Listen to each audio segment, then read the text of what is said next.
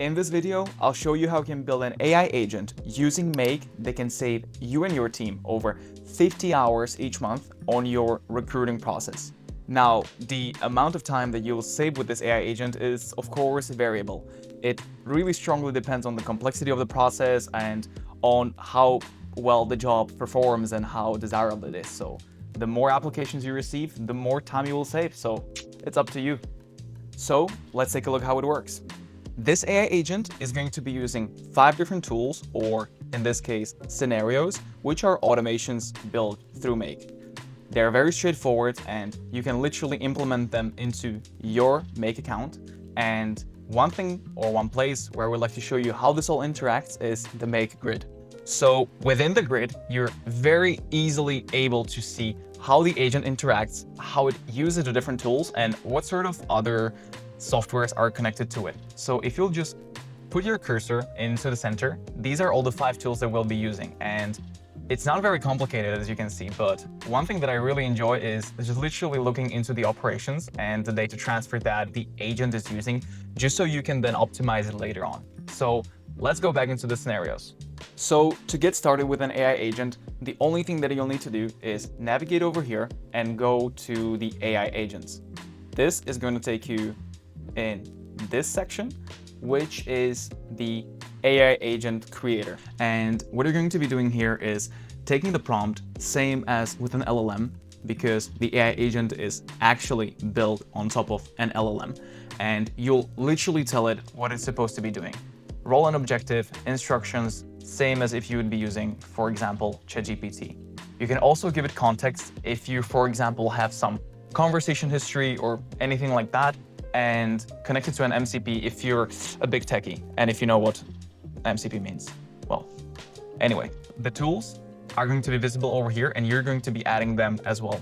I would firstly recommend to create this agent and then basically add those tools or scenarios on top of it.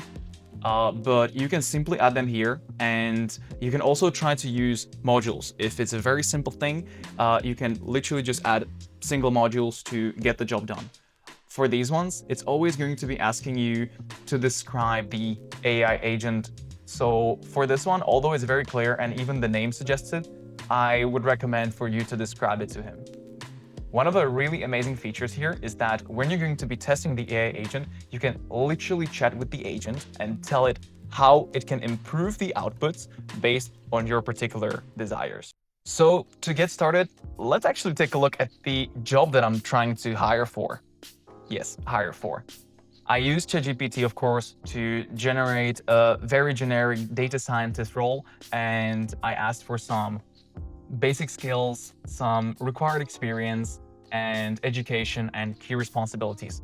So the AI agent is then going to be comparing the CV to these specific requirements. I also, of course, already applied to the job, sending my email to myself, and I found this CV template, which has debatably a very solid background that could be potentially taken into consideration. It's a software engineer, worked in Accenture, and yeah, so we'll see what the AI agent has to say about this one. So let's take a look into how it's going to assess it.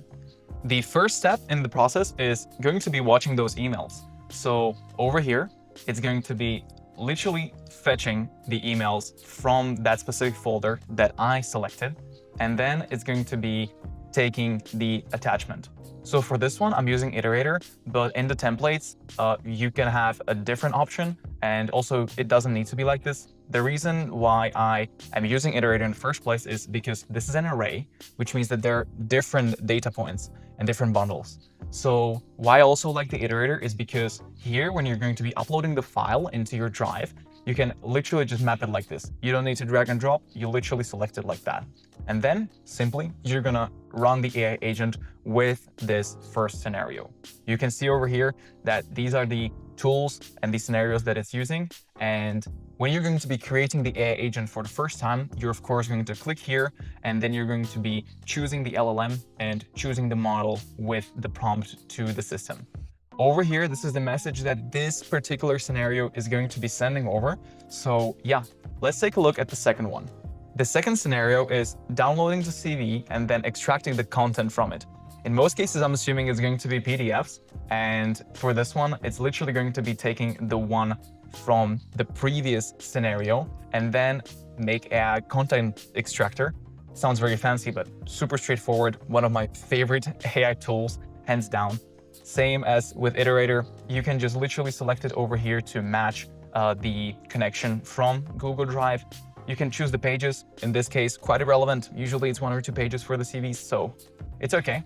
And then this one, returning output. This is an essential tool or module for creating AI agents, because this one is literally going to be sending the data to the other parts of the AI agent. So let's take a look into the third one. This third one is going to be the shortest. It's literally just creating a record in Airtable. So name, contact, skills, everything that's going to be extracted from the CV. And then same as with the previous one, taking the ID, create a time, and then sending it over to the AI agent. The fourth scenario is searching the records for the job requirements and then sending it to the agent himself or herself. In this one, great thing about Airtable is that you can literally just take each and every variable and data point that you want to send over and then aggregate the text so it's in one bundle or in one text and separate it with lines, with dots, whatever you prefer. Then, once again, sending it to the rest of the data. The last step of the process, with big disclaimer of course, is going to be sending the email to the candidate and also pinging your colleagues or your HR team that there's been a new application for the job role.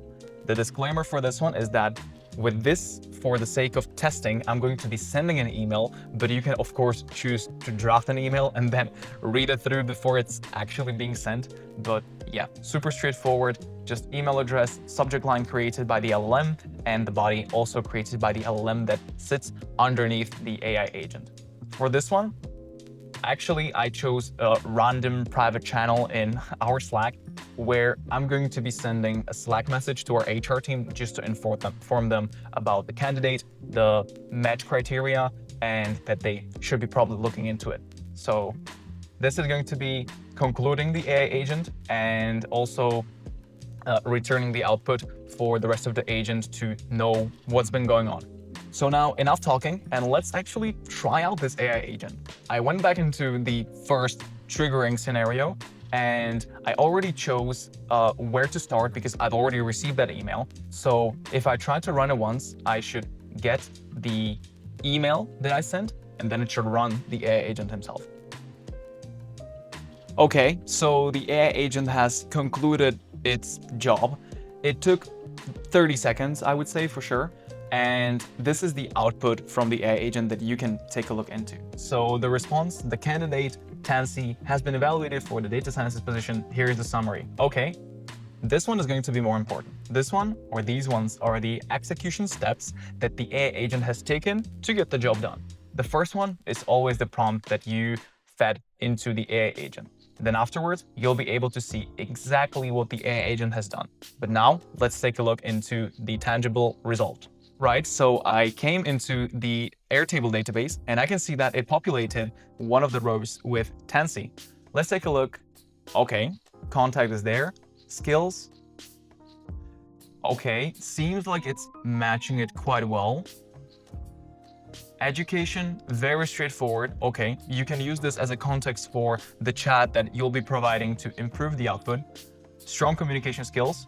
Well, this is very vague, I would say. And this one, importantly, match percentage. So it's out of 100 or 1. So this one is 40%. Not sure if you would like to hire this sort of person, but definitely worth at least considering, I would say. Experience, software engineering, team lead, and Accenture. We already checked, this is true. And then summary for your team. In this case, we can then also see whether it sent the email to Tansy. All right. As you can see, the application received for the data scientist role has been sent to Tansy or to the random email that was provided with the CV. So, dear Tansy, thank you for applying for the data scientist position in our company. We have reviewed your application and resume. Okay, and this is the classic talk. So, as you can imagine, this is exactly what an HR person would likely say, but however, not to judge, definitely for you to adjust it, where you can basically go into the AI agent as we're creating it, and as testing and training, you can say, yes, this is something that I would like to improve on, and I want you to elaborate on this, and I want you to send an email in a different certain way. You can also see that the CV has been uploaded to my personal drive, and it saved me just a few minutes of my life. So the execution steps are always really important for you to look into. However, I really don't want to spend too much time going over them over here because they're going to be always variable, and it takes a bit of time for you to understand, okay, this is the type of thing that the agent triggered, and this was the result that it created.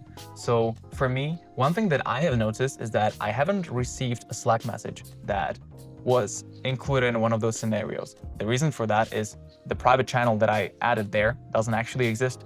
So let's see whether in one of the steps I can identify that this was the problem indeed. Yes, and as I mentioned, the execution step number 10 was replying to mail and also sending the Slack message, and you can see the tool execution failed with an error.